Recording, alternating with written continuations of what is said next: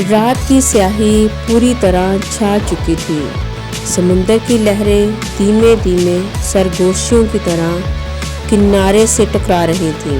دیبل کا قلعہ مشالوں کی روشنی سے جگمگا رہا تھا۔ ہر دیوار پر سپاہی، ہر برج پر تیر انداز، ہر موڑ پر کھائیاں۔ ایک خفیہ پیغام ہوا میں پھیل چکا تھا۔ عرب کے سپاہی میدان میں جمع ہو گئے ہیں، حملہ کبھی بھی ہو سکتا ہے۔ طاہر کے جاسوس چالاک ہوشیار تھے۔ قلعے کے سپاہی تلواریں تیز کر رہے تھے، توپیں سڑ چکی تھی، لیکن جو وہ نہیں جانتے تھے وہی ان کی تباہی کی وجہ بننے والا تھا، کیونکہ اصلی حملہ دروازے سے نہیں ہوگا۔ سمندر کنارے ایک نوجوان گھوڑے سے نیچے اترتا ہے، سفید کپڑے، سر پر پگڑی، آنکھوں میں چمکتی آگ۔ یہ تھا محمد بن قاسم، صرف 17 سال کا، لیکن لہجہ ایسے جیسے کسی جیتے ہوئے بادشاہ کا ہو۔ میں دروازہ توڑنے نہیں آیا، میں اسے اندر سے کھولنے آیا ہوں۔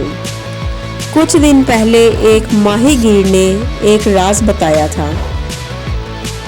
سمندر کے نیچے ایک بہت پرانی اور بے حد تنگ ندی جو سیدھا قلعے کے نیچے تک جاتی ہے، اتنی تنگ کہ صرف چھپ کر سانس روک کر کچھ ہی لوگ گزر سکتے ہیں۔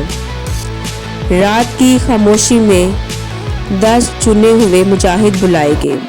محمد بن قاسم نے کہا، یہ حملہ نہیں، ایک امانت ہے۔ اگر ہم ناکام ہوئے تو صرف یہ قلعہ نہیں گرے گا، اسلام کا نام ڈوب جائے گا۔